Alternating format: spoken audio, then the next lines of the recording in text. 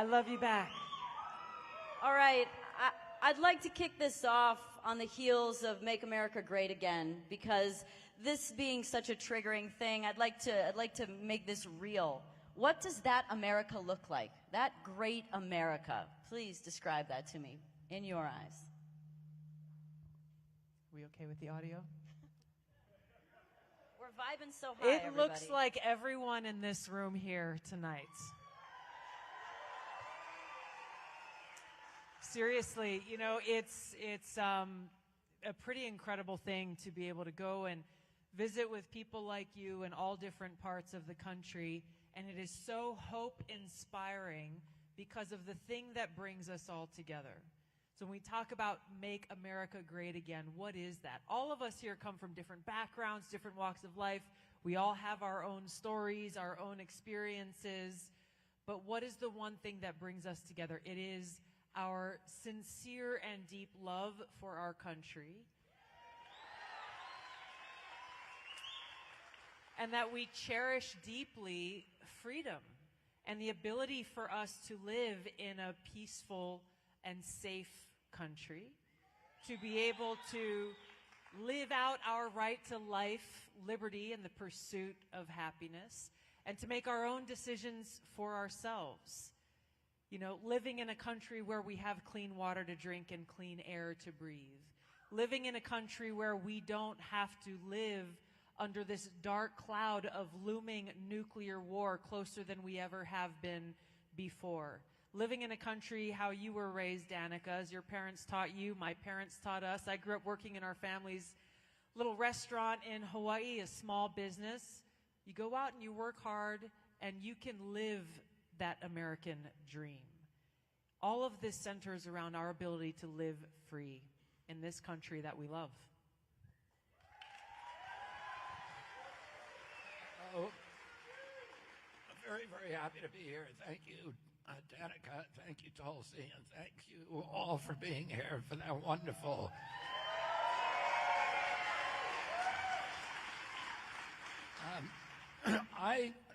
I came out of the Democratic Party, and in 2016, I shared the impression that many Democrats have about what MAGA actually meant, that it was vaguely racist, that it was intolerant, that it was isolationist, and that it was about making the rich richer. And I've come to know President Trump and to know so many of you. I've met all across the country.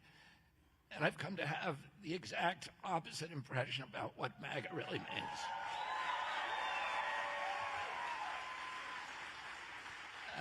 And Making America Great Again is about returning to the 1960s when my uncle was president,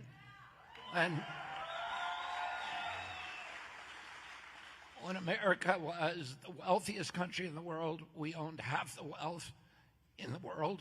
We had a booming middle class that was unlike anything that had been created in any nation, existed in any nation in history. It became the greatest economic engine in the history of mankind. We had, if you lived in this country, there was a promise to you that if you worked hard, if you played by the rules, you could purchase a home, you could raise a family, you could take vacations, you could put something aside for your retirement. We were a moral authority across the globe. We were resisting the military-industrial complex. My uncle kept all American soldiers out of war. He never sent a combat troop abroad to die or to fight. And he said that he didn't want people in other countries, in Africa and Latin America and Asia, children in those countries, if they heard about the United States of America, to think of a man with a gun. He wanted them to think of a Peace Corps volunteer. He wanted them to think of the Alliance for Progress, USAID, the Kennedy Milk Program.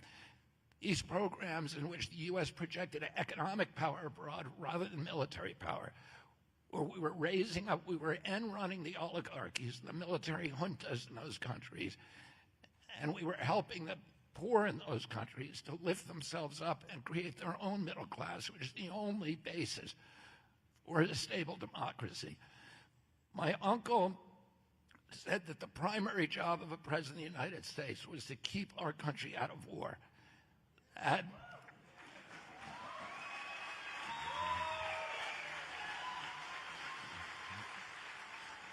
he understood that every empire in history has collapsed because of one issue of trying to support an overextended military abroad. And our extension of our military and all these forever wars has not strengthened our country. It has made us weaker. It's made Americans less safe all over the world and less secure and poorer at home. And because of those programs and those commitments, there are now more statues to John Kennedy, more boulevards named after him, more avenues, more schools and universities and hospitals in Africa, Asia, and Latin America than any other president of the United States, and more probably than all the other presidents combined. And that was a strong foreign policy.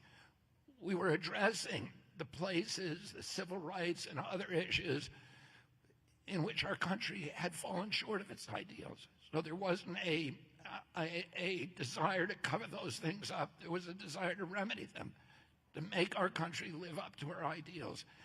And that's the vision that I've come to know Donald Trump and personally, and you push beyond all the defamations and the pejoratives and the image that has been created about him in the American press, and the same thing was done to me. Oh, and I understand that you can't believe everything that the general impression that you hear from the mainstream media about anybody. And the more that I've gotten to know Donald Trump, with his family, and I've seen him in action, I've seen his idealism, I've seen his love for our country, and I've seen and I understand the kind of nation he's trying to create, and it's the same nation my uncle is trying to create. Fight, fight, fight, right? Speaking of fighting, Charlie Kirk has described this group of individuals that have now come together to support Donald Trump, which is, I think Avengers is a really good way to describe them. You all have superpowers. You're all uniquely talented. It's truly impressive. Why do you think that so many unique individuals, of course, including many that have been Democrats, both of you are those people? Why have all of you come to support Donald Trump? You know, pretty simply, we could go into, the story about why I left the Democrat Party, but over 20 years ago when I joined the Democrat Party, it was once that big open tent party that celebrated free speech, that stood up and defended civil liberties and civil rights. It was a party that welcomed people from all different backgrounds and recognized we can have agreements and disagreements on issues, but as we come together around our core principles in the Constitution and fighting for working people across our country, defending free speech, standing up for peace and prosperity for all Americans, those were the core ideals. But you fast forward to where we are today, and the Democrat Party, unfortunately, is completely unrecognizable. And so when we look at, speaking for myself, why I've endorsed President Trump in this election and why I will do everything I can over these next 44 days to encourage others to vote for Donald Trump, because really when we look at what is at stake, it is nothing short of our ability as Americans, regardless of political affiliation, to truly live and thrive in a free, peaceful, and prosperous nation.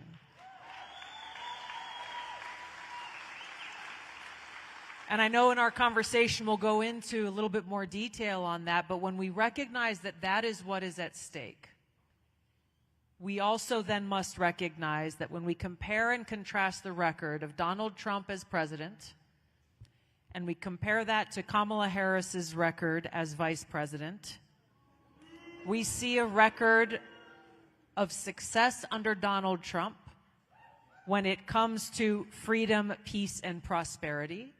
And we see a record of failure when it comes to Vice President Kamala Harris, when it comes to tyranny, war, and economic hardship. In this election, the choice is very clear. And it doesn't matter whether you agree or disagree on some issues with President Trump. This is not about personalities. This is nothing short of our future and our freedom on the line.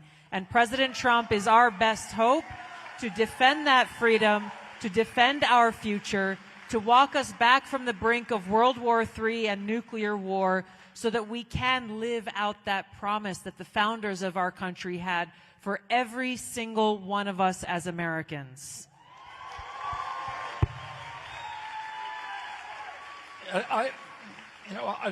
Tulsi and I followed the same evolution. She got awake a little faster than I did.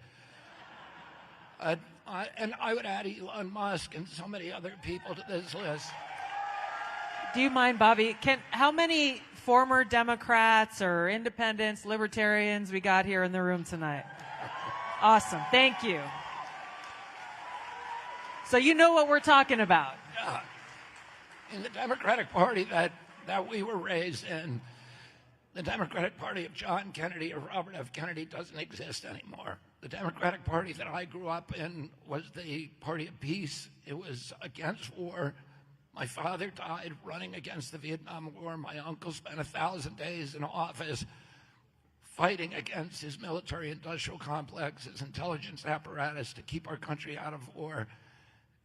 It was the party of constitutional rights, of civil rights, including, especially, beginning with freedom of speech. It's now the party of censorship, and it's the party of war. And, Kamala Harris said in this extraordinary speech, as she did in front of the Democratic Convention, which was filled with this pugnacious belligerence, this promise to make America the dominating military power in the world. And this is what's gotten us all into all the trouble. Before her, immediately before she went on, we had an ex-CIA director, Leon Panetta, speak at the Democratic Convention. This is not the Democratic Party that I grew up with.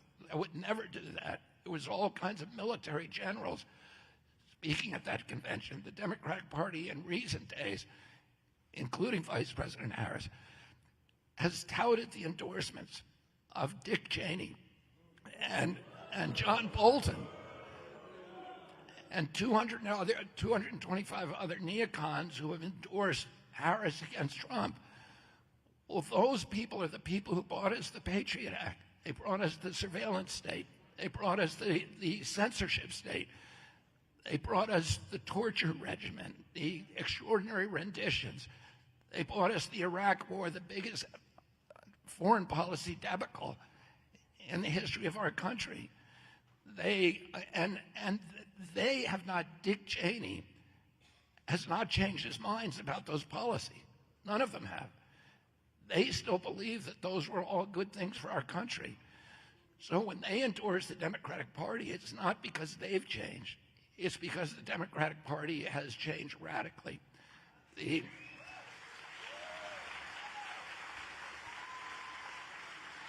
Our party was a party of tolerance, and today the Democratic Party is the party of hatred and division.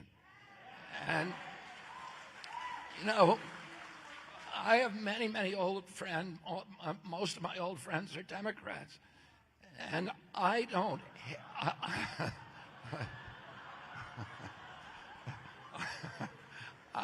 hate them because they're supporting Harris. I think they're wrong. I think it's a bad choice. But I don't hate them for it. I don't consider them deplorable. But they consider me deplorable for supporting President Trump. We ought to be able to talk with each other without hating each other.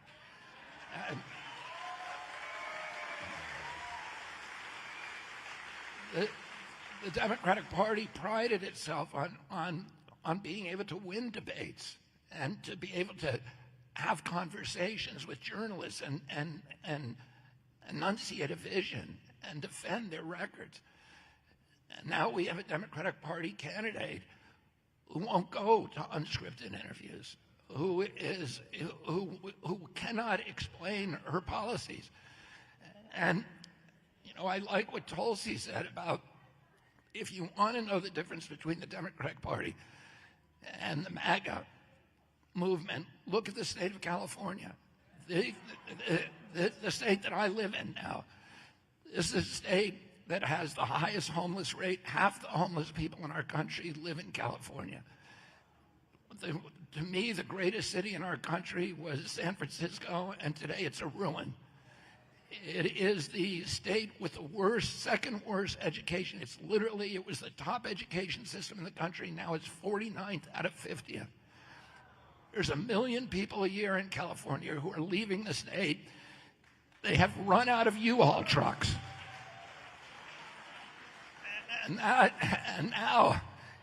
Kamala Harris was instrumental in creating that situation. So the Democratic Party that I grew up with was the party that defended the most vulnerable people in this country. And today it's the party of the rich, the super rich. It was the party of the firefighters, the cops, of labor. We had this year this extraordinary inversion happening where you had Sean O'Brien, who I talked to a few minutes ago, who's the head of the Teamsters Union, and he told me to send his love to Donald Trump.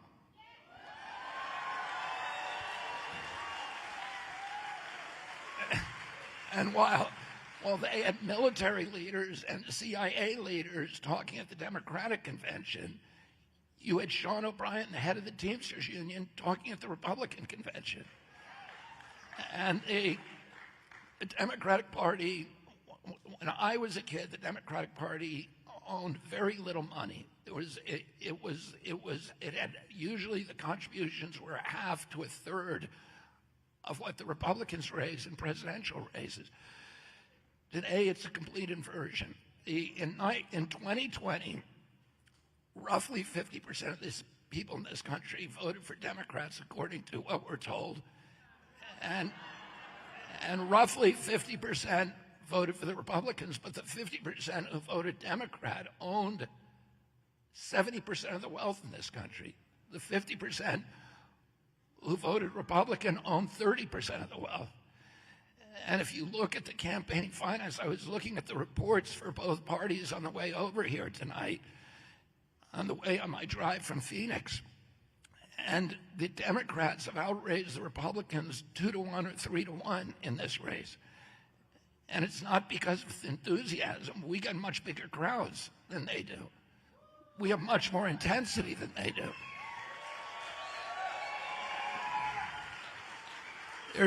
There are none of the surrogates for Vice President Harris who can put together a crowd like this, a standing room only crowd with 3,000 RSVPs. We got to this event. They can't do that. What they have is money. And this is the opposite.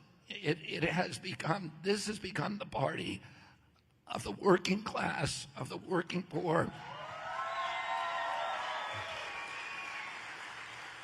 of Main Street, of small business people.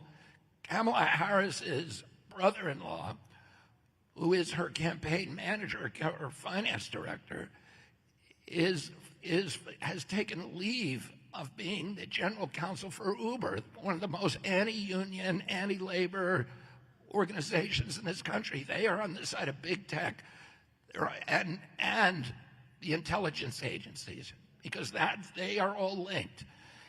And I'm scared of those people running our country. That terrifies me. We were the party of peace. Now the Democratic Party is the party of war. They're the party that gave us Ukraine.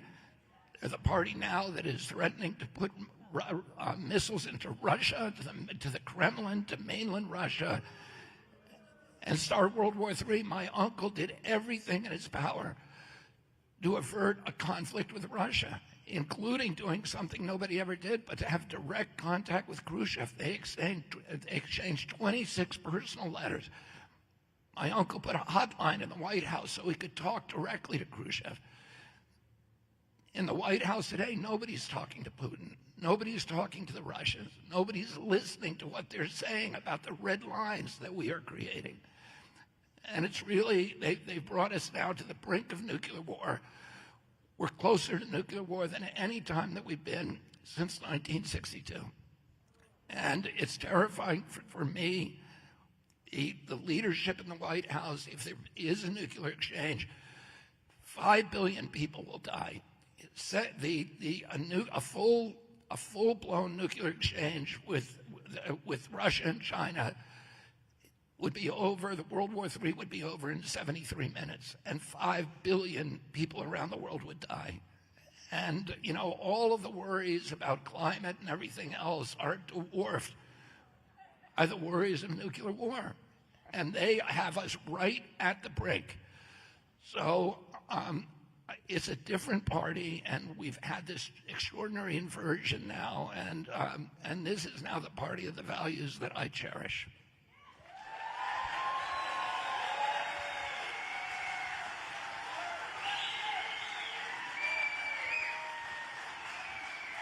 We're going to get to war in a minute, but I'd like to go back a little bit and talk about the American people and talk about what they face every day, which is the challenge of buying groceries, the challenge of mortgages, buying houses, or even the idea of it, maybe hoping that their kids could buy a house someday, childcare, and being able to just take care of their family. What needs to be done to be able to control these out-of-control expenses and get people to be able to live a good life again? The inflation is caused by the Fed overprinting money. And they overprinting money because of a change in our democracy. It used to be that when a political leader wanted to go to war, and this is in our Constitution, they had to go to Congress and the American people. And they had to get the tax allocations. They sold us bonds during World War II. All Americans were involved in the decision. They had to come to us and ask us permission. But they don't do that anymore. They just start a war, they fund it, they spend $200 billion to Ukraine without congressional authorization for that war. We are at war, by the way, and Putin has said if you put a missile into Russia, we are at war with the United States of America. So, and those wars, it's an undeclared war, but we're going to make it happen.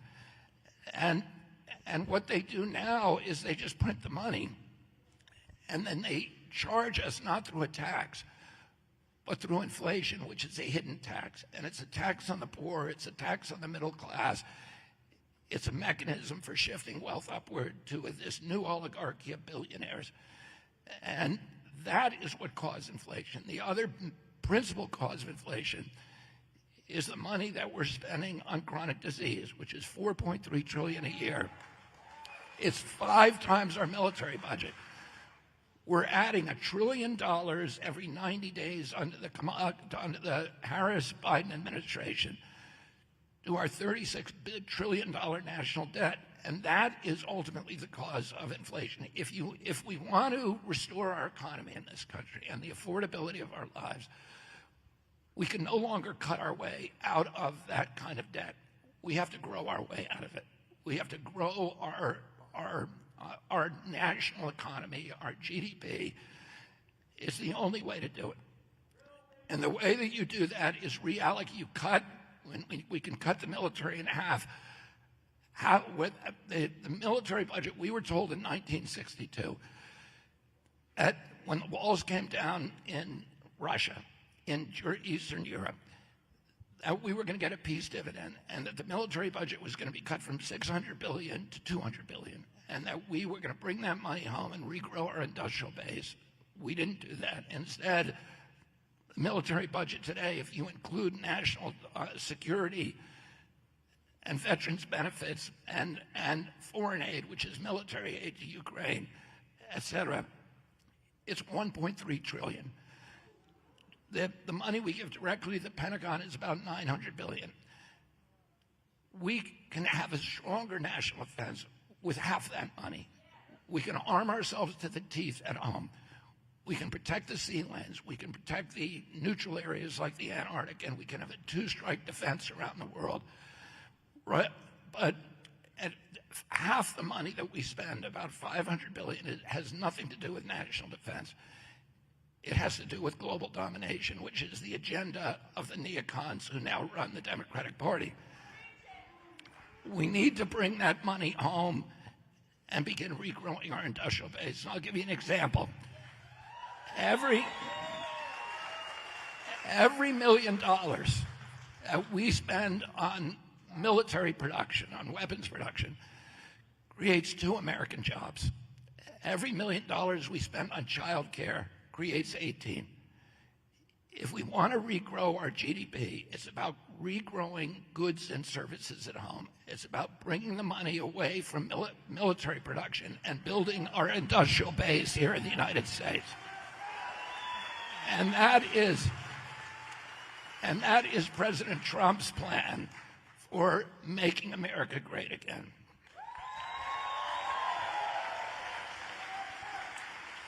You know, that really does draw a stark contrast between, and it really sickens me every time I've heard Kamala Harris and Joe Biden and other neocons in Washington say this, but they tout and try to sell their hundreds of billions of dollars they're sending to this proxy war against Russia to Ukraine as though it is their American jobs plan. But of course, they're not letting us know what is the fraction of a percent that's going out of all of that money that's coming out of our pockets to the people who are working here in our factories here at home. What a sick mindset for leadership of our country to have, to say, hey, yes, we should go wage some more wars so we can create more American jobs here at home. What I appreciate about President Trump is he approaches solving problems with a common sense approach.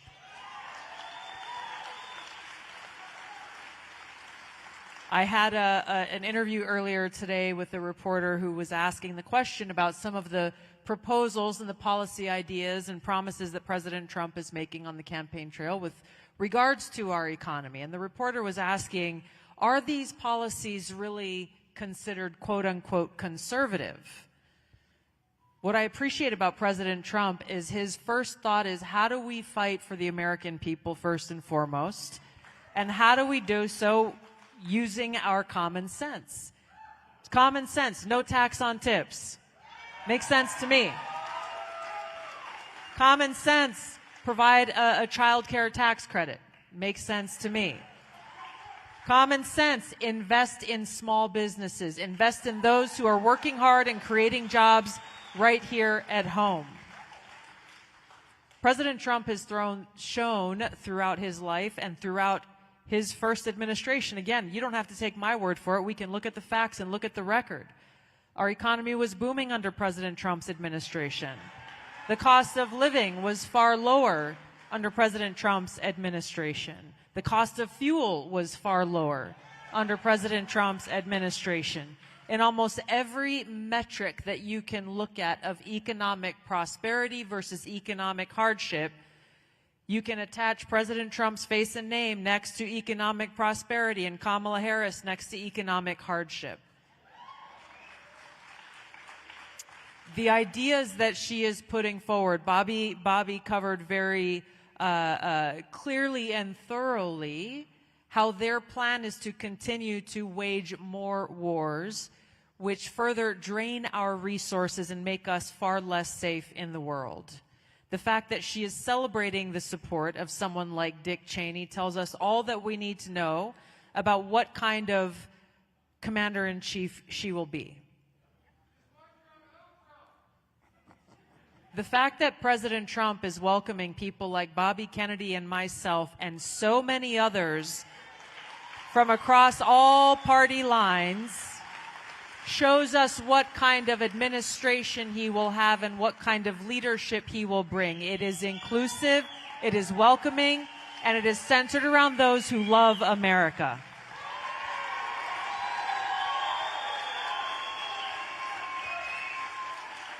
Speaking of policies, Bobby, I went to the Make America Healthy Again event in Phoenix this week and heard you speaking about your relationship with him and how that developed into where you are now. And you said that all of the promises at that point moving forward when you guys started conversations, President Trump has kept. So I want to know what those promises are, and you'd share with the Americans here what those promises have been. And you said he has kept them all since, and maybe what other promises he's made.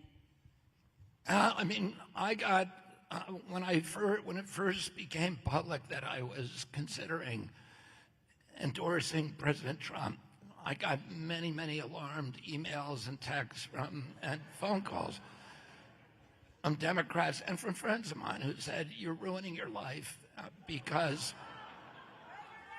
he's going to break every promise. Thank you. He's going to. Charlie Kirk said at the event, Bobby, did you think that you would get this kind of a welcome from at a Republican event and be a rock Makes me star? very happy. And he said, no.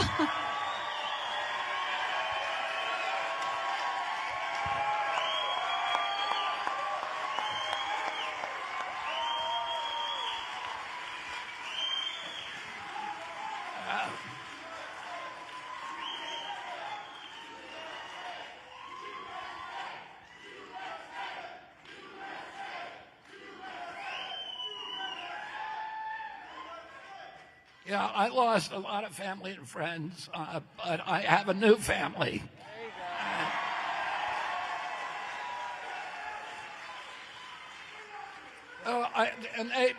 People said to me, he's going to break every promise that he makes to you. He'll make a deal and then he'll break it. And what I found is I sat down for meeting after meeting with the president, with his family, with his closest aides, and the three issues that and one of the things we agreed we're going to create a unity party, and that, like they do in Europe and parliamentary countries where parties unify with each other to create a government, but they continue to have differences, and they are allowed to criticize each other on those differences and question them. And he was very, very open to that and was very welcoming of that relationship. The three issues that switched me, that prompted me to make this switch, were ending the war, ending the censorship and surveillance regime, and making America healthy again.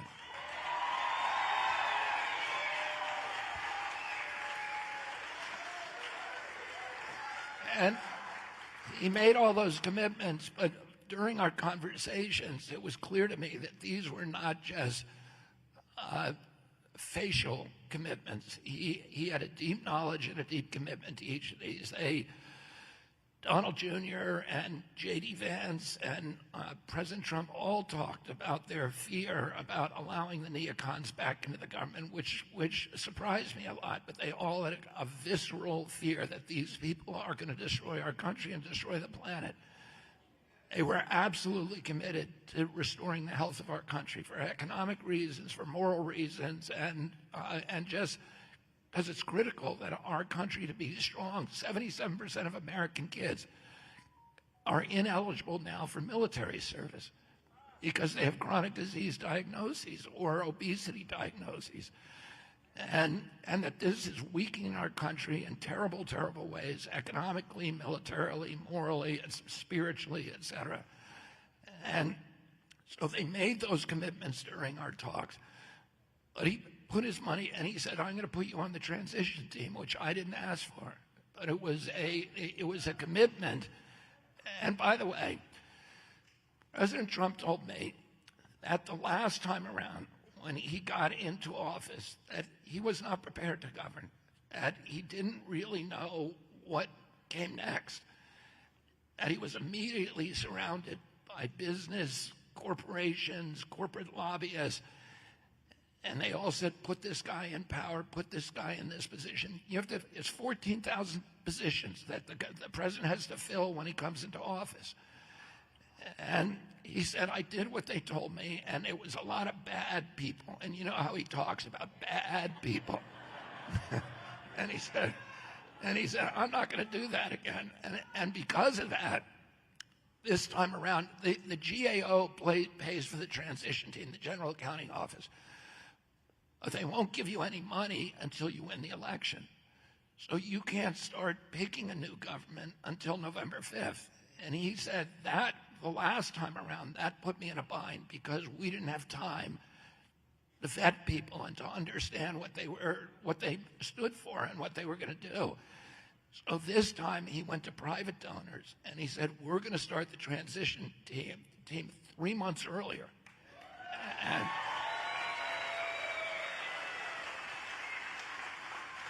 And he didn't just say that, but they were aggressively approaching us and saying, we're going to have this meeting. We need names for this department. We want your names. We're going to appoint your people. And we've been actively involved. My daughter-in-law, Amaryllis, who runs my campaign, is going to be moving into Palm Beach. The smartest person, somebody said to me the other day, Amaryllis Fox Kennedy is the smartest woman I've ever met. And I said, no, she's not. She's the smartest person that you've ever met. And she is. And she's going to be living day to day in Florida working on the transition team because that's what they requested. So these were not empty promises. Not only that, but President Trump, good to his word, has been out on the campaign trail, and every speech that he gives, he talks about these issues. And they have become now his signature issues. Ending the war, reopening a friendly relationship with China and Russia as trade partners, not one that can take advantage of us, but partners because we need what my uncle called a peace race rather than an arms race. And that's going to be good for the whole world. We need to be projecting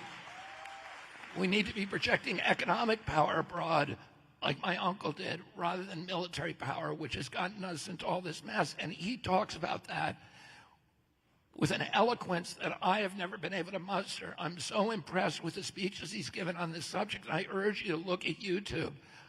I take excerpts of these speeches and send them to everybody. I'm astonished by them. He talks about making America healthy again at virtually every speech that he gives. It's often the dominant theme of his speeches. And he talks about ending the censorship and surveillance state. Oh, and people said to me, you better get a contract with him, because if you don't have a contract, he's going to break his word. Well, this is the biggest contract I could ever get. That he is publicly committing to all of you to these issues. And, you know, one of the things that we know, which was very disheartening to me when he got into the White House last time, is that he keeps his word on all these things that he promises publicly. He's not scared to challenge orthodoxies, to defy institutions, to break the institutions that are in his way. And that's what we need, a president who can do that, a president who's not just going along for the ride. And so I'm very satisfied with all the things he's done. I consider that him keeping his word, that he's gone out publicly and endorsed all these issues in front of the world.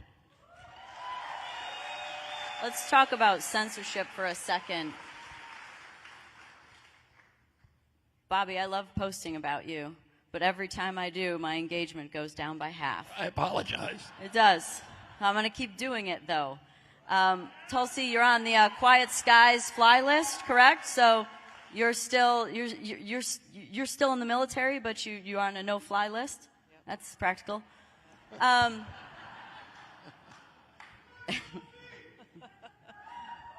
mean, the censorship is a real problem that affects so many of us. Whether it's you guys out there trying to speak about the truth that lies in your heart, it gets taken down. Accounts get taken down, words get shut down. This seems like such a big hurdle because it seems like there are so many big companies involved in the data, in the censorship, in the privacy, in all of these things. What is the next step for us to be able to gain our voice, to be able to uphold that First Amendment of freedom of speech? You know, I think the very first step is making sure that universally we recognize the problem. And the reason for this being necessary and being vigilant in this regard is because they hide their censorship, as they do so many things, under the guise of, we're doing this for you. We care about you so much that we're going to protect you from any information or words or videos that may harm you, that may infect your mind with misinformation or disinformation. We're going to protect you from speech that we deem to be hate speech. We don't want you to hear anything that we think will offend you. We're doing this for your own sake. And this was where, if you remember, during the Harris-Biden administration, they came up with this genius idea called the Disinformation Governance Board. I recently re-listened to the book 1984, audiobook. And what they called the Disinformation Governance Board was the Ministry of Truth. And that's something that is so, and I see a few shirts here about protecting women's sports, something that is so obvious and clear as day to even the smallest of children, that there are biological differences between boys and girls and men and women.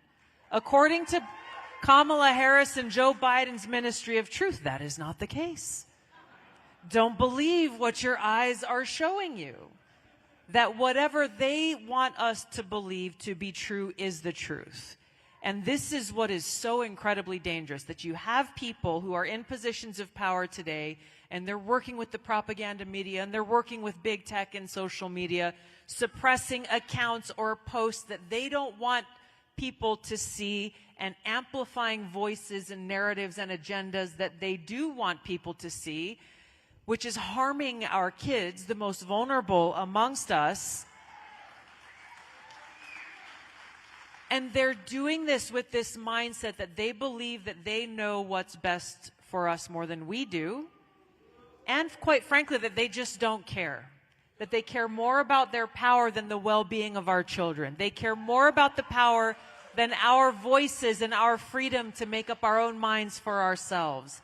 To see and hear information and discuss it openly in a public marketplace of ideas as we are gathered in places like this or online. They want total control. And so for people who, who may not live on social media very much, or who don't watch what's going on with, Matt Taibbi's release of the Twitter files exposing how the White House directed Twitter to censor people's voices who even dared to question their COVID policies. If people aren't paying attention to this, we have to cut to the core of this issue, is that we have in Kamala Harris and Tim Walz directly, and the videos are out there as the receipts, who believe that the First Amendment, our right to free speech and freedom of expression, does not apply to what they call misinformation, disinformation, and hate speech.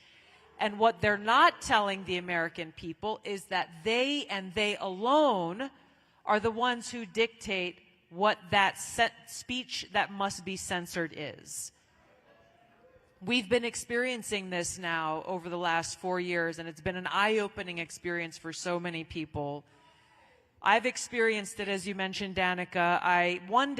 One day after I went and did an interview warning the American people about the dangerous and costly consequences to our country if Kamala Harris were elected as president and commander-in-chief, warning the American people about how she would try to mask her insecurity and weakness by projecting strength as a commander-in-chief, using my brothers and sisters in uniform as pawns, launching a new war or dropping a bomb here or there so that she could say, you know what, I'm strong. I'm tough. One day after I issued that warning, I was added to a secret domestic terror watch list called Quiet Skies. Political retaliation at its best, which not only is meant to try to bully and intimidate people like me, but the bigger effect is that it sends a chilling message to anyone who is paying attention that if you speak out against us, if you challenge our power and our policies and our greed and ambition for more power, then you too will be punished. The core question here, Danica, is what do we do about this? Keep speaking up and speaking loudly. We defend our right to free speech by using our right to free speech and not allowing them to continue to try to force us into this culture of fear of self-censorship. We may get a few hate messages on social media, or a lot, depending on what's going on. You may get people calling you names, but in those moments where you catch yourself thinking twice, should I really say this? Should I really speak the truth? Is it worth the cost? Ask yourself that question when you think about the men and women who have sacrificed their lives so that we may live free today. What are you willing to sacrifice to defend our freedom today and for generations to come?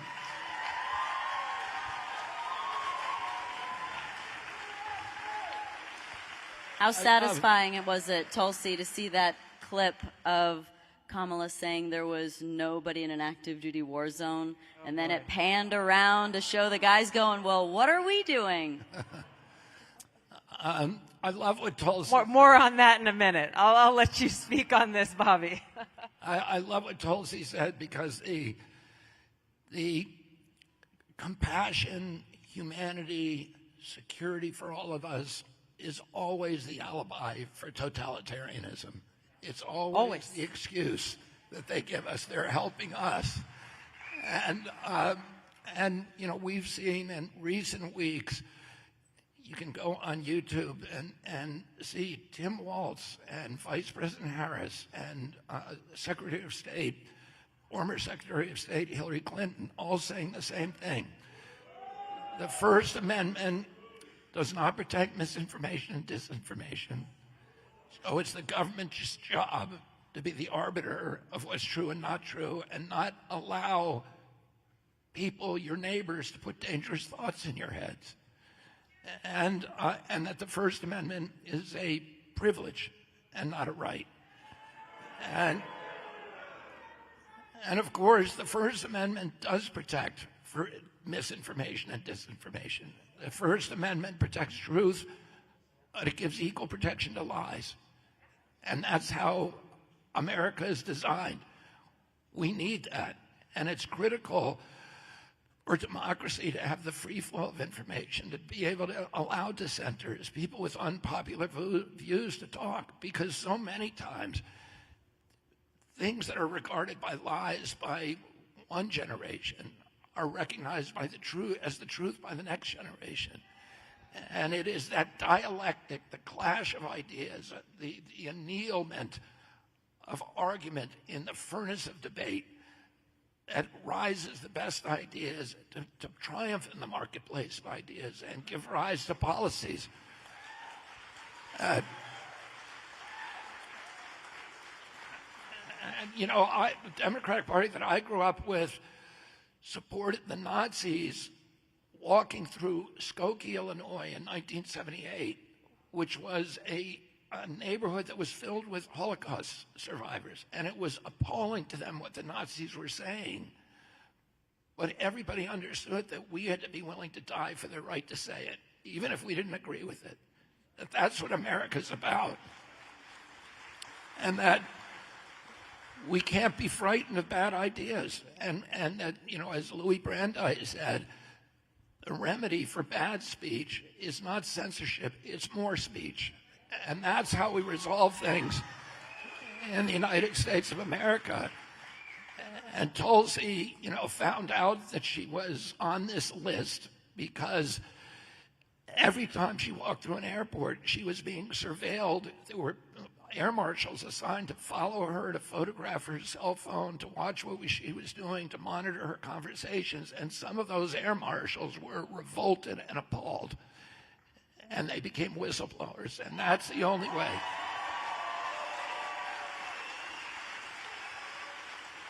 And, right now, and the Democratic Party, the DNC has denied, all these leaders have denied that they were censoring Twitter and Facebook, but then Mark Zuckerberg, in front of a Senate committee 3 weeks ago, came forward and said, yeah, they made me censor political speech. We already knew this. I have an injunction against the Biden White House for censoring me. It's a federal court injunction that's been repeatedly upheld. And Judge Doty, who issued that injunction, wrote a 155-page decision detailing the efforts by the Biden administration 37 hours after taking the oath of office, swearing to uphold the Constitution of the United States, including the First Amendment. And the Biden administration opened up a portal in the White House and sent emails, which we now have, to all the social media sites, Facebook, Twitter, Instagram, YouTube, Google, saying that they had to comply with these censorship diktats. And they opened up a portal, and they assigned the FBI to manage that portal so that they could get into any of these social media sites and remove accounts and remove individual posts. And my Instagram account, which had almost 1 million followers, was removed. And Facebook, we have the correspondence inside Facebook. Our executives of Facebook were appalled. They were saying they're making us do things that are illegal, and these are reprehensible people. This is what they were saying to each other, but they went ahead and did it anyway. And they removed my Instagram account. They couldn't find any actual misinformation in my Instagram account. In other words, not a single one of my posts had a statement that was factually inaccurate. We took great pains to make sure that everything I posted was cited and sourced to government databases or peer-reviewed publications. And Facebook pushed back on that and said it's not actually misinformation. And the White House had to coin a new word called malinformation. And malinformation is information that is factually correct, but it is nevertheless inconvenient to the government. And of course, a democracy cannot function if we don't have freedom of speech. And we know this from reading, because we grew up taking civics lessons, and we understand that. And we read George Orwell, and we read Aldous Huxley, and we read Robert Heinlein, and Alexander Solzhenitsyn, and Arthur Koestler. And we know from all of those extraordinary classic writers that totalitarian systems all over the world and throughout history have always begun with the censorship of speech. And that is the first step down the slippery slope to totalitarianism. There is no time that we look back in history and say that the people who were censoring speech are the good guys. They're always the bad guys. And we need to begin teaching our children. We need a president of the United States. If you don't understand that misinformation and disinformation is protected by the First Amendment, and you are disqualified from being president of the United States. And we need a president of the United States. We need a president of the United States who will use that office as a bully pulpit to give us all a civics lesson again and remind the American people that this is the most important right. A government that has the power to censor its critics has license for every atrocity. And we saw during COVID, in January of 2020, they began censoring the doctors. They said people who were injured, people who were differing scientists, the greatest scientists in the world, who who were being censored because they were challenging government orthodoxies. And we were told, trust the experts. But the experts were not the experts. They were people who were in the government dictating to us these mandates. We saw that as soon as they realized that they could get away with censoring speech, they went after all our other rights. They went after freedom of worship. They closed every church in this country for a year with no scientific citation. They went after freedom of assembly by dictating a completely unscience-based, which they all admit now, social distancing mandates. They shut down property rights by closing 3.3 million businesses with no due process, no just compensation. They shut down jury trials. The Seventh Amendment guarantees every American a jury trial in any case or controversy exceeding $25. But they said if it's a corporation that is doing something, some kind of countermeasure for the pandemic, that no matter how negligent they are, no matter how reckless their behavior, no matter how grievous your injury, you cannot sue them. They took away the Seventh Amendment. They took away a Fourth Amendment guarantee against illegal searches and seizures with all their track and trace surveillance. So we saw the entire Bill of Rights dismantled with one exception, the Second Amendment, and that's probably because it was the Second Amendment. And we need to understand that without free speech, we do not have a democracy, and they'll take it away from us overnight. Now, those rules, those rights were won for us by a generation of Americans in 1776 who gave up their property, their status, their relationships, their power, their fortunes, and 20,000 of them their lives, to give us those rights. And in 1 year, our government took them all away from us. And I would tell you there are 3 rules that we should all remember. One is that when a government takes a power from us, a right from us, it will never voluntarily relinquish it. Number 2, any power the government takes from us, it will ultimately abuse to the maximum extent possible. Number 3, nobody ever complied their way out of totalitarianism. We need to resist, resist, resist. And we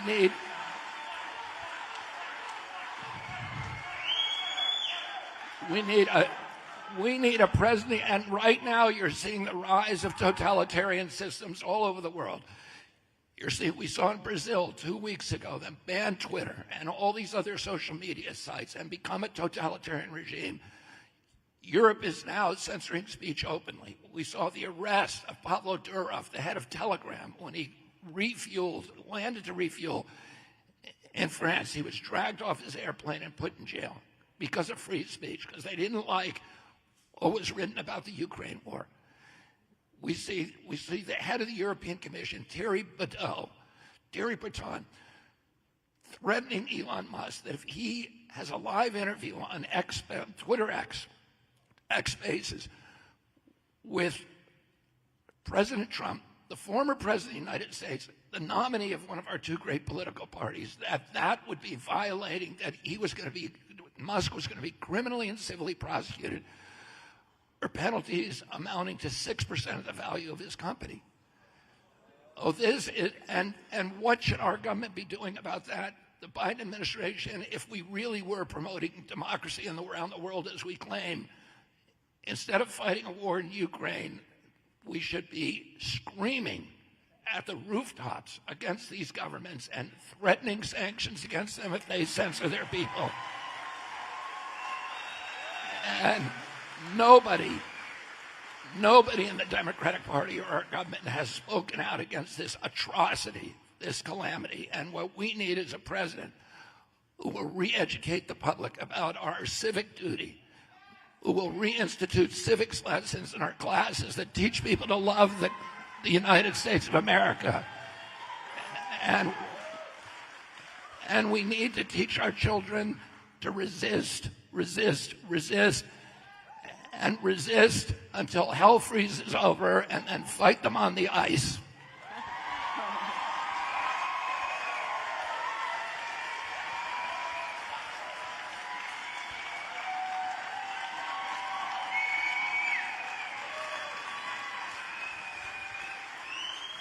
Wow. Wow. All of that. I don't know how many people it takes to do this censorship, but I don't know about you guys, but I'm pretty glad that Elon's willing to step up and be in charge of efficiencies.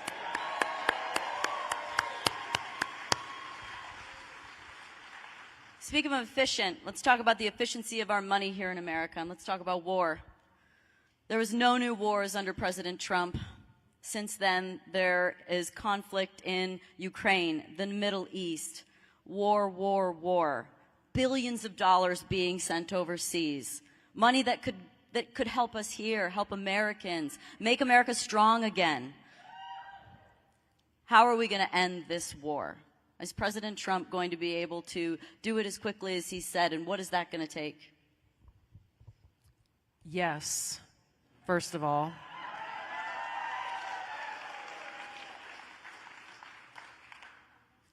What we need now more than ever is strong leadership in this country. And that strong leadership that values every American life, that values the lives of our men and women who serve in uniform, and who's willing to do the tough work. Bobby talked about his uncle's diplomacy and finding a way to speak directly to Khrushchev to prevent us from facing a nuclear war at that time. President Trump has already shown through his previous administration that he is that leader. I was a member of Congress at that time, representing my home state of Hawaii. And as you can imagine, we got some local people in the crowd here. Right on. Aloha. As you can imagine, the threat of a nuclear attack from North Korea was a very real one. And so it was very frustrating to me during the Obama administration that they refused to engage in direct diplomacy. President Obama refused to meet with the leadership of North Korea. Why? What I was told as a member of Congress serving on the Foreign Affairs and the Armed Services Committees was, and I'm quoting, "We don't want to reward Kim Jong-un with a meeting with the President of the United States." There's a big open window into how they view themselves and how little they valued us. That those of us who were within range, even at that time, of ballistic missiles, intercontinental ballistic missiles, as we saw North Korea's nuclear capabilities continuing to increase, now they have the capability to reach anywhere in our country. What did President Trump do about that when he took office? He went and met with Kim Jong-un. Why? Because he cares about us. He cares about our lives. He understands the seriousness of nuclear war. Bobby talked about in great detail how catastrophic a nuclear Armageddon would be for all of us here in the United States and the world. President Trump recognizes that. He took action to try to de-escalate those tensions and to try to prevent nuclear war. How did Kamala Harris respond? Well, she talked about it in the debate that they had not that long ago, and she criticized him for engaging in that direct dialogue, that direct diplomacy on behalf of the American people. She criticized him for engaging directly with Putin. Why? To act in the best interests of the American people and our safety and our security in dealing with the other country that has more nuclear weapons than any other country in the world. We hear a lot about the term peace through strength. And very often it's used by neocons who are interested in spending more of our money to build up the military-industrial complex. But what they're not telling us is peace through strength is the strength of leadership that President Trump has already demonstrated in being willing to meet with adversaries and dictators and friends and allies. I almost threw something at the television during that debate many times, but especially it cut straight to my core when I saw Kamala Harris look straight into the camera, speaking to all of us, declaring with an air of victory and confidence that there was not a single active duty service member serving in any combat zone anywhere in the world for the first time this century. It made me angry and it made me sick because I have friends currently who I have served with in war zones who are currently deployed in combat zones as she was delivering those words. It's worse than lies. It's worse than lies. She is the Vice President of the United States. She says that she sits next to Joe Biden in the Situation Room in the White House when every major decision is being made. She was the last person in the room when President Biden made the decision to execute the most disastrous withdrawal from Afghanistan that we've ever seen, that took the lives of 13 servicemen and women. She stands there with great confidence and talks about how much she cares about our men and women in uniform and what kind of leader she will be as our commander-in-chief. She has shown us what kind of leader she will be. One who didn't care enough to show up and receive the remains of those 13 servicemen and women who were killed at Abbey Gate when they came home. One who didn't care over these last 3 years since they were killed because of her and Joe Biden's decision to even call their families and express her condolences or even apologies for that disastrous withdrawal.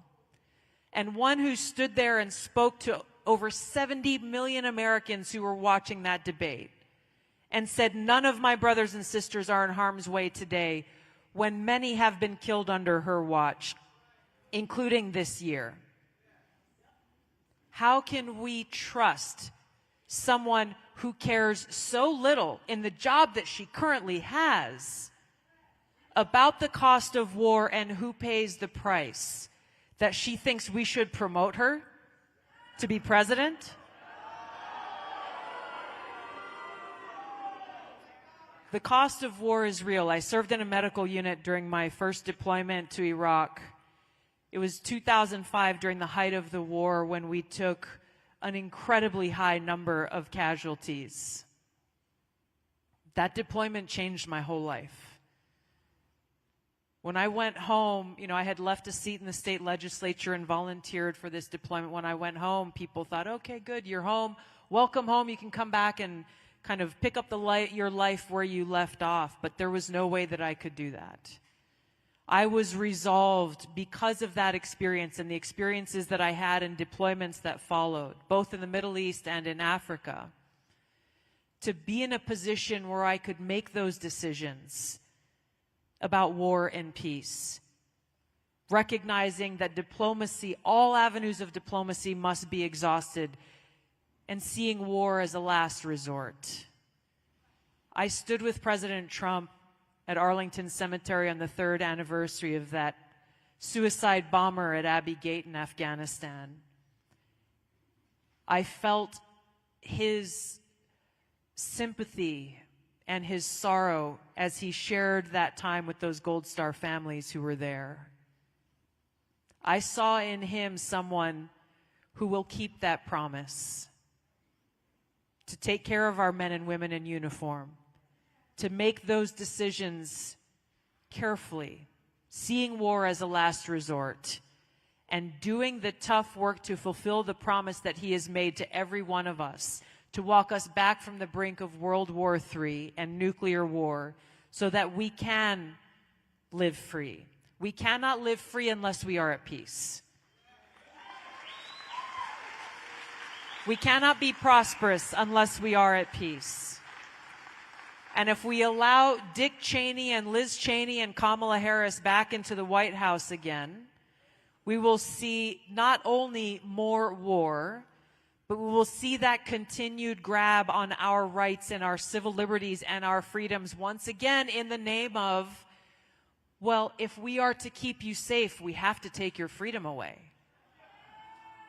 This is a false choice that we should never accept. We have to demand more from our leaders to defend our liberty and keep us safe. I've endorsed President Trump because he is our best hope to do that in this election at this dangerous time.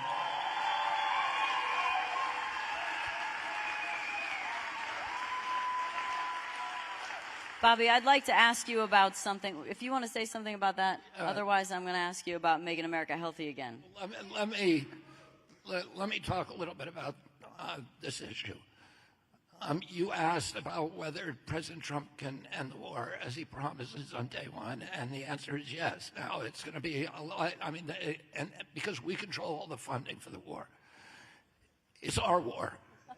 It is not. It is a war that Ukraine did not need, that has been disastrous for Ukraine. And we're told lies about that war. We're told lies about the casualties. We're told lies that Ukraine is winning the war. Ukraine is losing the war catastrophically right now. And within a year, the military in Ukraine is likely to collapse. None of our press is being honest with us about this. They tell us that this kind of comic book narrative about that makes Putin a supervillain, and I'm not defending Vladimir Putin, and he had other choices but to invade. We need to understand, as the American people, our part in the provocations and our part in making this war a proxy war against Russia. And in fact, President Biden was very, very honest about this in April of 2022.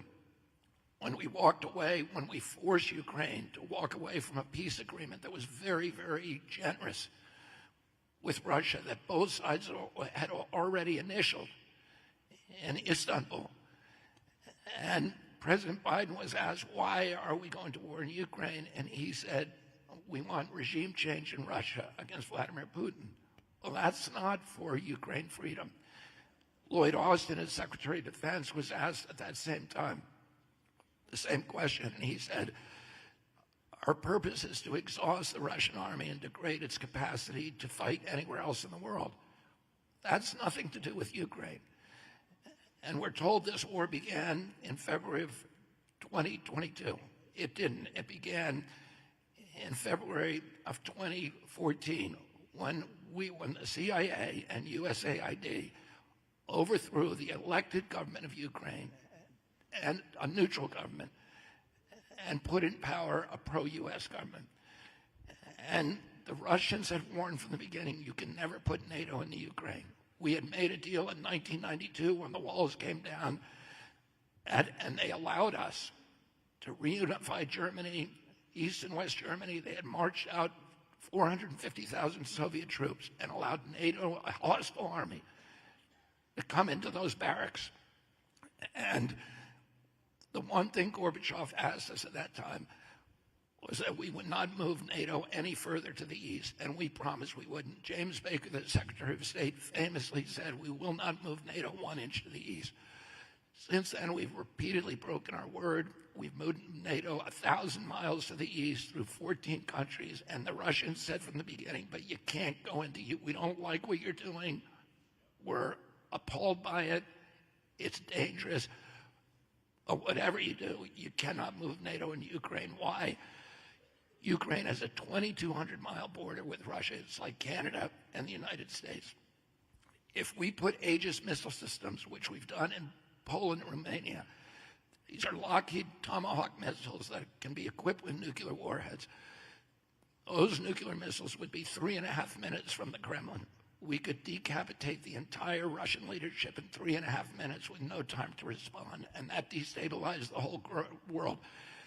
Russia's been invaded 3 times through Ukraine. The last time, Hitler killed 1 out of every 7 Russians. We have 0 strategic interest in Ukraine.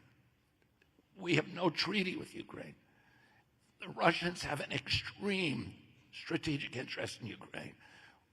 We overthrew their government.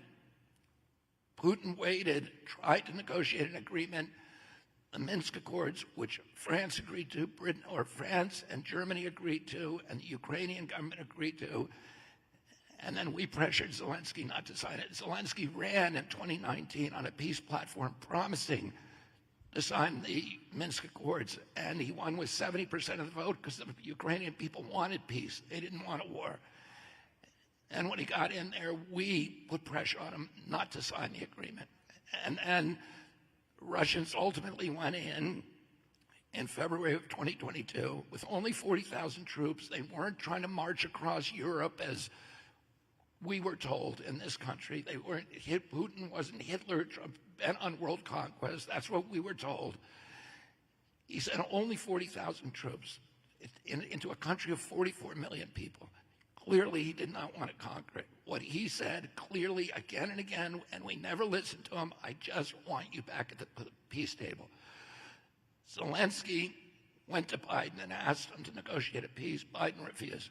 Zelensky then went to President Xi in Russia and asked him, and he refused.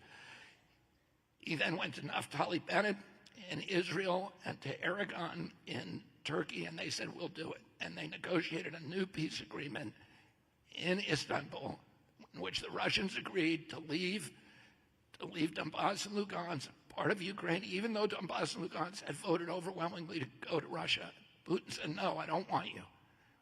Let's settle this. And the only thing he wanted was our agreement not to put NATO in Ukraine, because he doesn't want missiles 3.5 minutes from the Kremlin. And we wouldn't either. My uncle almost went to war with Cuba in 1962 when they were going to put missiles 45 minutes from Washington.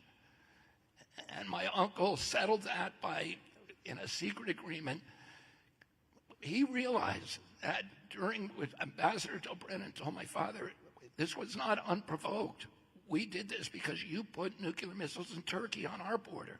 So we want them on your border for equity. My uncle realized that was fair, and he told Khrushchev, we will remove them from Turkey if you take them out of Cuba. And that's how he settled it, because he was talking directly to Khrushchev. And we had peace. My uncle said, you have to understand your adversary if you're going to have peace in the world. And we do not listen to anything the Russians are telling us. And now and since April 2022, when President Biden, they signed that agreement, both sides, President Biden sent Boris Johnson to Kiev and forced Zelensky to tear up that agreement. And that's when the war started. And since then, 600,000 Ukrainian kids have died for nothing. 300,000 Russians have died for nothing, and we should not applaud any of those deaths. It's not good for the world. It's not good for anything. And now we are talking about we encourage Ukraine to invade Russia.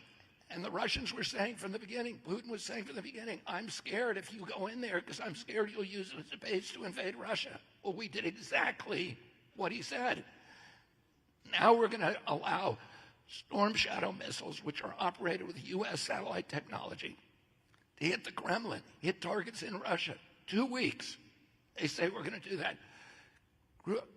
Putin has said, if you do it, we are at war with NATO and with the United States of America. This is World War III.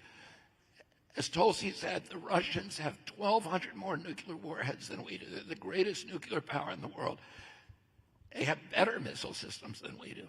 They have electronic warfare that is a generation ahead of us. We are operating on a delusional basis, thinking we can win this war. They have hypersonic missiles, which the Chinese do too, and we don't. That can sink every ship in the U.S. Navy because they can't be defended against. I read a Pentagon report last night about their electromagnetic pulse weapons that can make all of our nuclear weapons useless. We don't have that, as far as we know. The Russians do. The Russians have technology. We have shown them all of our best weapon systems, and they have deconstructed them, and they know how to defend against them because we put them in the hands of a second-class army, which has allowed the Russians to capture those and to understand them and understand their defense. We've lost all of our surprise advantages. We've pushed Russia into alliance with China. Russia now has rebuilt its industrial base. It's rebuilt its economy because the U.S. sanctions forced them to build an independent parallel economy, and they've done it successfully. They have almost zero inflation. They have, compared to us, virtually zero national debt. Putin is at the height of his popularity. We have forced Russia into this very deadly alliance with China and Iran. China has the greatest industrial base in the world. We exported, the Democratic Party exported our industrial base to China. We won World War II. We still think we're in World War II. We won World War II because we had an industrial base in this country. We were making steel and ball bearings and automobiles. We became the arsenal of democracy because we repurposed those to build 56,000 airplanes a year, fighter jets a year, fighter airplanes, a ship a day. We can't do that anymore. The Chinese can. Wow. The next war is going to be fought with drones and hypersonic missiles, which they have and we don't. China has many companies, 100 companies that make drones. Just one of those companies makes 76% of the drones on Earth. We can't fight them, and we're collapsed economically in this country. China's the greatest economy in the world. Russia's economy is booming. They're now allies for the first time in history with Iran. And the people in this White House are delusional. The United States is the only country in the world that wants war. Nobody else does. And we need to start understanding the facts and talking about them publicly. And the United States mainstream media will not tell you any of the truths that I just told you about what's really happening. And we're sleepwalking into World War III.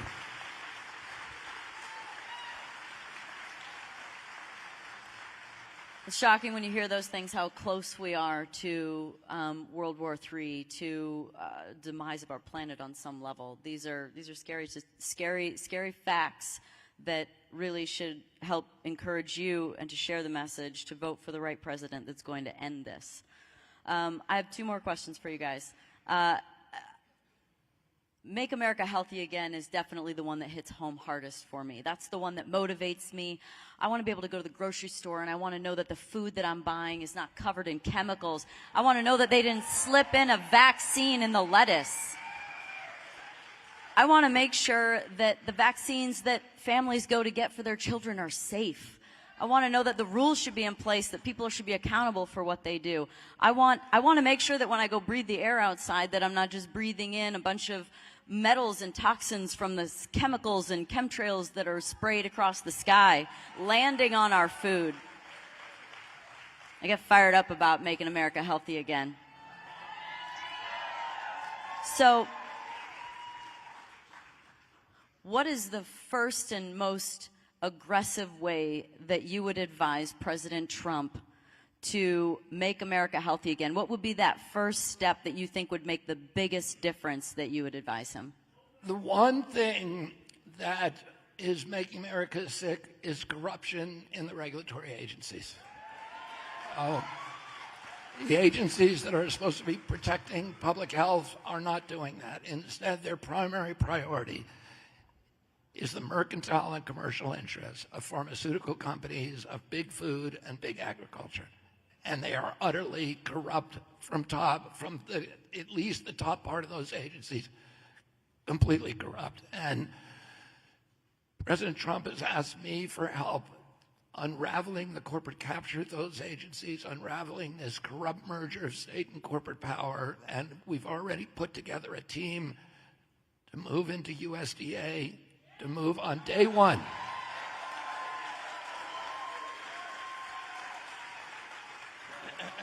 And save the soils in our country, and to end these. Almost all of our subsidies are going to corn, soy, and wheat, and these become the feedstock we're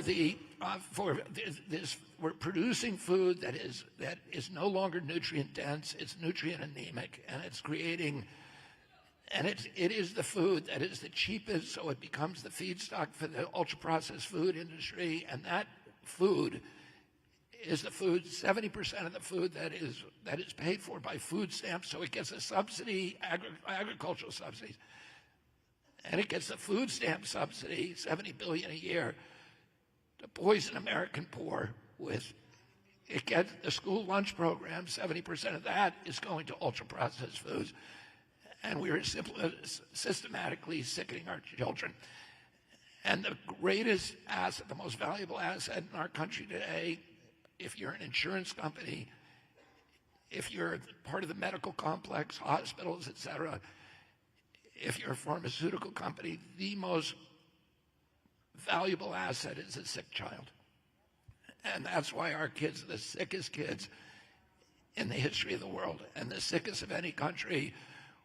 We have these raft of neurological disorders that I never saw as a kid: ADD, ADHD, speech delay, language delay, tics, sleep disorders, ASD, Tourette syndrome, narcolepsy, autism.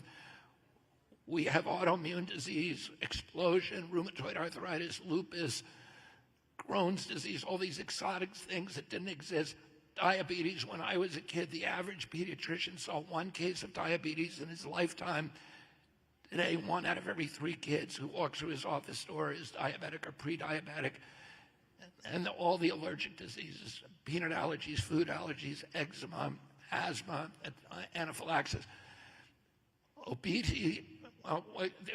When my uncle was president, 6% of Americans had chronic disease, and the price for treating chronic disease at that point was 0. Today, 60% of Americans have it, of our kids. And the cost is $4.3 trillion. It's 5 times our military budget. And when I was a kid, my uncle was president, 3.4% of Americans had obesity. Today, close to 70%. And it is destroying our country. We have the lowest fertility rate in the world. 50% of American teens have half the testosterone that they had a generation ago, half the sperm counts they had a generation ago. Girls in our country are reaching puberty at 10 years old to 13 on average. That's 6 years younger than they were a generation ago. And it's the youngest of any country in the world. And this is happening not because Americans suddenly got lazy. It's happening because we are mass poisoning people. Obesity is not genetic. It's not your fault. It's because we are mass poisoning you, and we need to put an end to it. And on day 1, we're going to declare an emergency like we did in COVID.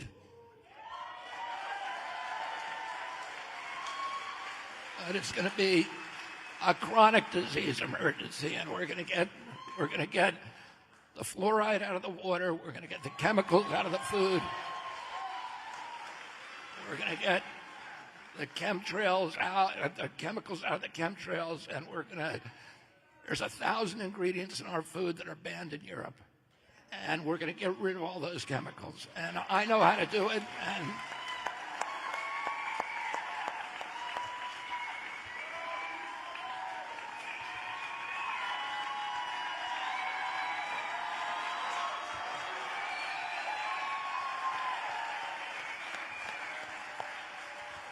so I want to go through just a little role playing here for a second. Imagine for just a moment every single one of you were gathered on the floor of the House of Representatives, and you were all members of Congress. And you have a bill that comes before you for a vote that would make it so that frozen pizza qualifies under the daily nutritional requirements of fruits and vegetables for kids in public schools. How many of you would vote yes? How many of you would vote no? This happened. This was one of the first votes that I took as a member of Congress. Exactly. That was my face, too. First of all, this is what Congress is doing. And I had conversations with a lot of people on the House floor that day who'd been there a lot longer than I had, asking the question you're probably thinking is, how in the world does this happen? And why are our members of Congress doing the work of the big manufacturers that make these frozen pizzas that go into our school cafeterias? Bobby talked about corruption. And he talked about the influence of big money in our regulatory agencies and in our politics. They are very directly connected. Does anyone want to guess? I mean, obviously I voted no. Do you think it passed or failed? This is what we're dealing with here. And this is why what we are doing here tonight matters so much. In who we elect as president is someone in Donald Trump who's committed to rooting out this corruption and bringing Bobby Kennedy onto his team to actually execute this.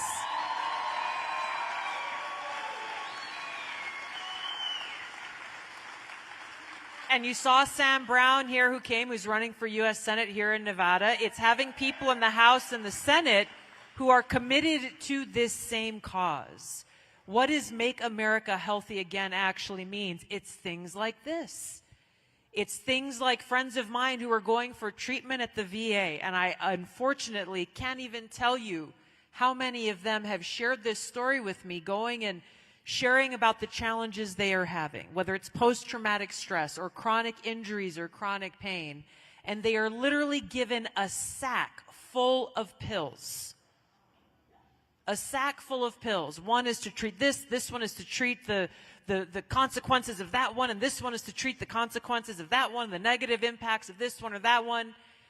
And we wonder why still we are seeing so many of our veterans feel so hopeless to the point that they take their lives.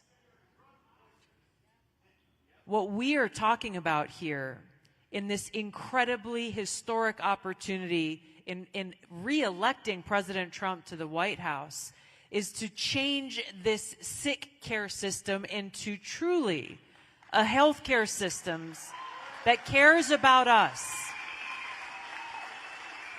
and that sees and understands what a healthy life actually is. It is, yes, our physical well-being. It is nutrition. It is exercise. It is what does it take to live a truly healthy life. It is mental health and well-being. And foundationally, it is the spiritual health and well-being of who we are as people and how we are faring. So much emphasis is placed on gross domestic product, and you hear these statistics being spouted about how successful we are as a country based on employment numbers and GDP and all of these other things. But are we really truly a happy country? Are we a fulfilled country? What are we truly valuing in our society? In order to bring about this change, yes, it requires a complete new clean slate of new leadership that is committed to these principles and these values. But that only happens with us if we do our part. That only happens if not only you vote, but you're bringing 10 or 20 people with you who are committed to truly making America healthy again, strong again, and peaceful and free again. Amen. I like this America that's shaping up. You guys like this America that's shaping up? I reached out to my followers this week when I was coming here to do this, and I asked them what their questions were. And one of them that came through very commonly was the American people are very concerned about voter fraud. They're very concerned about the legitimacy of this election this time around. So if you guys have any advice that you'd like to share as to how we can, as Donald Trump said, make this too big to rig, how can we do that as American people? If you have any advice, please share that. And finally, why do you think that Donald J. Trump is the best candidate to reclaim America?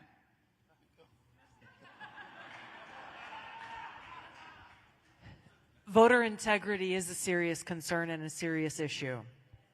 We need to be able to have trust and confidence in the fact that when we cast our vote, that our ballot will be counted in the way that we have cast it. We could do a whole other 2 hours on voter integrity issues in and of itself, which we won't. I want to say thank you to everybody who's standing this whole time for your patience and your endurance and resilience. First of all, thank you. Thank you for being here tonight, all of you. There are very simple solutions that President Trump has talked about in making sure that we can have that trust and confidence again. One of those things, when I was in Congress, I introduced legislation. As soon as I learned how easy it is for even someone in middle school to hack into our electronic voting systems, again, what's the common sense solution to that? Paper ballots. Have a paper record of our vote so that if there's any doubt or question about the result, there is a paper trail that can be used to audit the results of the election so that we have faith that our voices are being heard. Congress still did not pass it when I introduced it and still has not passed it to this date. That's an easy solution. There are other solutions that we can implement very easily, but we got to win first. We got to win first to do all of these things that we're talking about. So here in Nevada, the laws in every state are different. What I am encouraging you to do is two things. Number one, look at all of the ways that you can vote, whether it's early voting, absentee voting. I know some people prefer voting on Election Day. For those of use all means available to make sure that your vote is cast, number one. And the second thing is, look in your phone, think of at least 10 people that you can guarantee are going to go out and cast their vote for Donald Trump along with you. Do it. Actually do it. And if you don't know 10 people who are going to vote for Donald Trump, go and make the case. Talk about the things we're talking about here tonight and convince them about why it's in their best interest and in our best interest as a country to elect Donald Trump, who will be the president to defend our freedom, to make America healthy again, to bring about peace, to bring about prosperity again. We can only make this change if we, the people, lift our voices and make it so. Our founders said our government exists with the consent of the governed.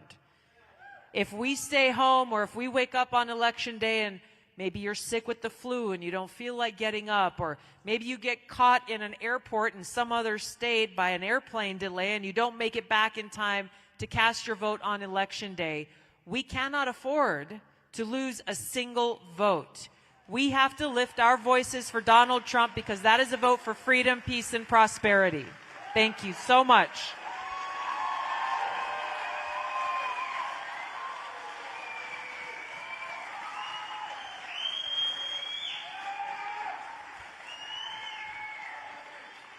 It's odd. It's odd to me that this has become such a partisan issue because in 2001, virtually every Democrat in this country was sure that the election had been stolen from Al Gore and given to George Bush. In 2004, I wrote an award-winning article for Rolling Stone magazine about election fraud in the 2004 election that injured John Kerry, and Democrats all were of a consensus. There was a resolution in Congress about it among the Democrats. In 2016, Hillary Clinton gave an interview to the Atlantic Monthly saying that the election had been stolen from her. In 2020, Bernie Sanders, all his supporters also believe the election has been stolen. So you had Democrats for 20 years who were worried about election fraud, and all of a sudden, after January 6th, it stopped being an issue. If you talked about your doubts about election integrity, you became a MAGA radical, an insurgent. And it shouldn't be that way. This is a Republican and a Democratic issue. We are the exemplary democracy in the world. We had a couple of weeks ago a professor go to Georgia and show how those machines could be hacked in a public demonstration in 6 different ways. Now, we're sitting in a city here that was built on the capacity of American designers to build machines that count and never get it wrong, right? And there's ATM machines on every block in most cities in our country that never give you more money than you ask for. Oh, we ought to be able to design a machine that's unhackable, and we ought to all be satisfied that there is there. But no matter what kind of machines we have, we need paper ballots. And I've been saying this for 24 years. And, and we need voter ID too. We need,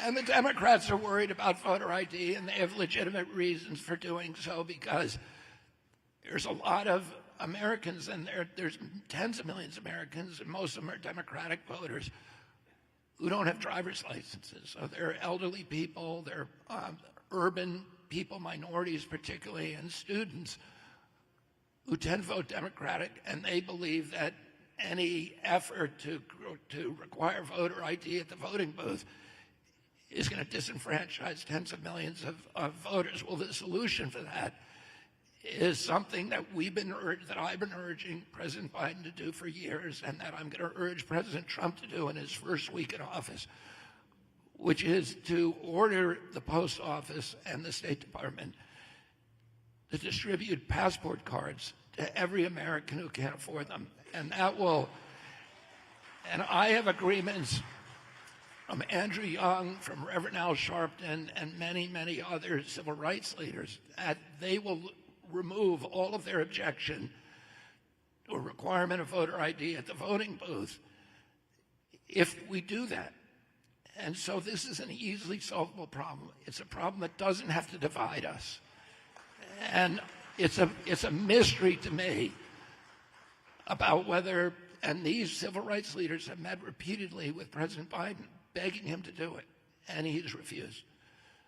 So I think we're going to need a Republican in office who will finally fix the voting system in this country. As I said, we're the exemplary democracy. We are the example to the world, the model, the template. And we ought to have a voting system in this country that works, but we're not going to get that unless we get President Trump elected. And a voting system that every American, every Democrat, and every Republican, there are certain states in our country, like New Hampshire, where nobody ever worries about voter fraud. They have systems with great integrity, and they have paper ballots. But some states, and a lot of them are the battleground states, that have systems that people do not have faith in, and that's just wrong. We need to get President Trump elected for this. We need him to get elected to end the wars, to end our addiction to the warfare state, to end this corrupt merger of state and corporate power that has infected and turned all of our agencies predatory against the American public. That allows those corporations to commoditize our landscapes, our rivers, our waters, to pollute them, to pollute our air. That allows pharmaceutical companies and big agriculture and big food to poison our children and commoditize them. That allows the military-industrial complex to just provide a constant pipeline of new wars that is destroying our country. And those are that end the intelligence apparatus and end the power, dismantle the intelligence apparatus that has turned against the American people and that is turning the world's exemplary democracy into a national security, into an imperium abroad, and a national security and censorship state at home. And there's only one candidate who is even conversant on these issues, who is committed to these issues. And these issues, this election is a struggle over the soul of America. And those of us who love this country and understand it, and understand that these rights have to be protected, We need to fight for these rights by getting this president elected until the rest of America wakes up and thanks us for doing that. Thank you all very much. Thank you, Las Vegas. You guys have been amazing, so attentive, so passionate. Get out there.